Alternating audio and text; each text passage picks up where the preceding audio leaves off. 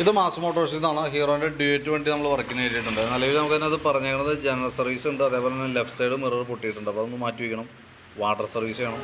Back വീലിൻ്റെ stud bolt ഒടിഞ്ഞിട്ടുണ്ട്. അപ്പോൾ അതൊന്ന് എന്തെങ്കിലും ചെയ്യാൻ പറ്റുമെന്നുള്ള ദിവസം പറഞ്ഞിട്ടുണ്ട്.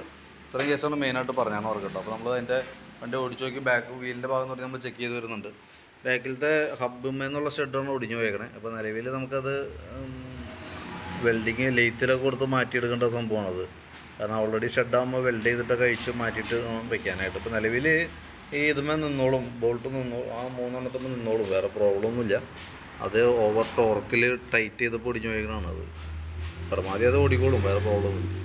പിന്നെ അതിൻ്റെ ബാക്ക് ബ്രേക്കിൻ്റെ ഭാഗം നമ്മളൊന്ന് അഴിച്ച് ചെക്ക് ചെയ്യാനുണ്ട്. ബ്രേക്ക് ലൈൻഡറൊക്കെ കമ്പനി ലൈൻഡർ കിടക്കണേ, അത്യാവശ്യം ഉപയോഗിക്കാനുണ്ട്. ബ്രേക്ക് ക്യാമൊക്കെ ഒന്ന് അഴിച്ച് ഗ്രീസ് ചെയ്തതിന് ശേഷം നമുക്കത് റീസെറ്റ് ആക്കി എടുക്കാം. ബാക്ക് വീൽ പിടിപ്പിക്കുന്ന ഷാഫ്റ്റ് ബെയറിംഗ് നമ്മൾ ചെക്ക് ചെയ്തു. നിലവിൽ വേറെ കംപ്ലയിൻ്റ് ഒന്നുമില്ല. ഗിയർ ഓയിലിൻ്റെ ഭാഗം നമ്മൾ നോക്കുന്നുണ്ട്, വേറെ കംപ്ലയിൻ്റ് ഒന്നുമില്ല കേട്ടോ.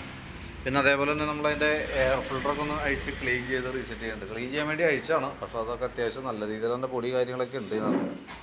അത്യാവശ്യം ബ്ലോക്കായി തുടങ്ങിയിട്ടുണ്ട് കേട്ടോ. അപ്പോൾ മാറ്റിയിടാണെങ്കിൽ അതാണ് ഏറ്റവും ബെറ്റർ. എയർ ഫിൽറ്റർ മാറ്റുമ്പോൾ എയർ ഫിൽറ്ററും പ്ലഗും കൂടിയാണ് മാറ്റേണ്ടത്. ഈ ആയിട്ടാണ് സ്പാർക്ക് പ്ലഗ് എന്ന് പറയുന്നത്. എയർ ഫിൽറ്ററും പ്ലഗും കൂടി അങ്ങനെ സെറ്റായിട്ടാണ് മാറ്റി കളയുന്നത് കേട്ടോ. എയർ ഫിൽറ്റർ അത്യാവശ്യം ബ്ലോക്ക് ഉണ്ട് അതിനകത്ത്. പിന്നെ അതേപോലെ ക്ലച്ച് ഭാഗം നമ്മൾ അഴിച്ചിട്ടുണ്ട്. ക്ലച്ചിൻ്റെ ഓരോ ഭാഗങ്ങൾ നമ്മൾ അഴിച്ച് ചെക്ക് ചെയ്യുന്നുണ്ട്. ബെൽറ്റിൻ്റെ കണ്ടീഷനൊക്കെ നോക്കുമ്പോൾ ബെൽറ്റൊക്കെ കമ്പനി ബെൽറ്റാണ്, പുതിയ ബെൽറ്റാണ്, വലിയ പഴക്കമായിട്ടില്ല. പിന്നെ അതിൻ്റെ ക്ലച്ച് യൂണിറ്റൊക്കെ ഒന്ന് അഴിച്ച് ഗ്രീസ് ചെയ്യുന്നുണ്ട്. വേരിയേറ്റർ ബോഡി, ബോസ് ഡ്രൈവ് കാര്യങ്ങളൊക്കെ നമ്മൾ ചെക്ക് ചെയ്യുന്നുണ്ട്. അതൊക്കെ ചെറിയ തേയ്മാനം തുടങ്ങിയിട്ടുണ്ട് കേട്ടോ. പക്ഷേ മാറ്റേണ്ട ഒരു സ്റ്റേജിലേക്ക് ഇപ്പോൾ ആയിട്ടില്ല. അടുത്ത സർവീസിലൊക്കെ ചിലപ്പോൾ ഒരു വർഷം നമുക്ക് മാറ്റേണ്ടി വന്നേക്കും. അത് നമുക്ക് അഴിച്ച് ചെക്ക് ചെയ്ത് നോക്കിയിട്ട് മതി.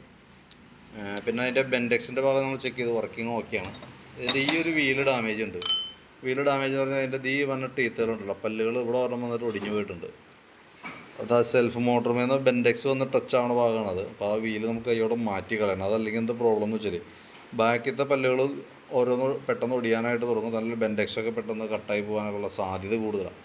അപ്പോൾ ഈ വീല് നമുക്കൊന്ന് മാറ്റിയിടണം കേട്ടോ. കാരണം ഇവിടെ പല്ല് ഒടിഞ്ഞു പോയേക്കണം കേട്ടോ.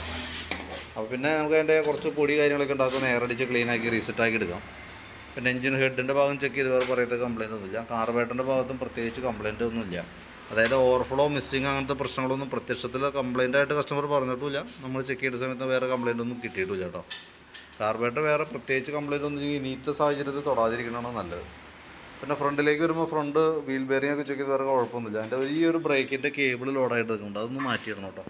കാരണം ഇപ്പോൾ ഇതേപോലെ തന്നെ ഈ കേബിളിൻ്റെ ലെങ്ത്ത് വരും. ഇത് ഔട്ടർ വലിഞ്ഞിട്ട് അങ്ങോട്ട് ലോഡായിട്ട് നിൽക്കുകയാണ്. അപ്പോൾ നമുക്ക് വേറെ ഓപ്ഷനില്ല, മാറ്റിക്കളെ തന്നെ വേണം കേട്ടോ. അതല്ലെങ്കിൽ ഫ്രണ്ട് ബ്രേക്ക് കയറി ജാമാവാനുള്ള സാധ്യത കൂടുതലാണ്. അപ്പോൾ വീലഴിച്ച് ബ്രേക്ക് ക്യാമൊക്കെ ഒന്ന് അഴിച്ച് ഗ്രീസ് ചെയ്ത് റീസെറ്റ് ആക്കാം. ആ ഒരു കേബിൾ മാറ്റിയിടാം കേട്ടോ. പിന്നെ ബാറ്ററി നോക്കുമ്പോൾ പുതിയ ബാറ്ററി ആണ്, 2025 വെച്ചേക്കണതാണ്. വേറെ കംപ്ലയിൻ്റ് ഒന്നുമില്ല. ജസ്റ്റ് വോൾട്ടൊക്കെ നോക്കി 13.27 വരെ തന്നെ ഉണ്ട്, വേറെ കുഴപ്പമൊന്നുമില്ല. പിന്നെ എൻജിൻ ഓയിലിൻ്റെ കേസ് നിലവിൽ പറഞ്ഞിട്ടില്ല. ഓയിൽ ചേഞ്ചിൻ്റെ കേസ് കംപ്ലയിൻ്റ് ആയിട്ടൊന്നും മാറ്റണ കേസൊന്നും പറഞ്ഞിട്ടില്ല. ഞാൻ അതിൻ്റെ ലെവലൊക്കെ ചെക്ക് ചെയ്യുന്ന സമയത്ത് ലെവലിനകത്ത് കാണുന്നില്ല കേട്ടോ. അപ്പോൾ എൻജിൻ ഓയിൽ എന്തായാലും നമുക്കത് മാറ്റി കളയാം. കാരണം എന്ന് വെച്ച് കഴിഞ്ഞാൽ ഓയിൽ ഇപ്പോൾ നിലവിൽ ലെവൽ കുറഞ്ഞാണ് ഓടിക്കൊണ്ടിരിക്കും. കംപ്ലയിൻറ്റ്സ് ആയിട്ട് ജോബ് കാർഡിൽ പറഞ്ഞേക്കണവർക്ക് ഓയിൽ ചേഞ്ചിൻ്റെ കേസൊന്നും പറഞ്ഞിട്ടില്ല. അപ്പോൾ എന്തായാലും ഓയിൽ മാറ്റി കളയാം കേട്ടോ. പിന്നെ സെക്കൻഡറി ഫിൽറ്റർ യൂണിറ്റൊക്കെ ഒന്ന് അഴിച്ച് ക്ലീൻ ചെയ്തിട്ടുണ്ട്. പ്ലഗ് പറഞ്ഞ പോലെ എയർ ഫിൽറ്ററും പ്ലഗും മാറ്റുന്ന രീതിയിലുള്ള എസ്റ്റിമേറ്റാണ് ഞാൻ അതിനകത്ത് ഇടുന്നത് കേട്ടോ. അപ്പോൾ ഞാൻ അതിൻ്റെ ഏകദേശം ഒരു എസ്റ്റിമേറ്റ് ആക്കാം. അതിൻ്റെ ഡീറ്റെയിൽസ് വാട്സാപ്പിലേക്ക് ഷെയർ ചെയ്തിടാം. വീഡിയോ കണ്ടതിന് ശേഷം നോക്കിയിട്ടൊന്ന് റിപ്ലൈ ഇടണം കേട്ടോ. കാരണം റിപ്ലൈ കിട്ടിയിട്ട് വേണം നമുക്ക് അതനുസരിച്ച് വർക്ക് കംപ്ലീറ്റ് ചെയ്യാനായിട്ട്.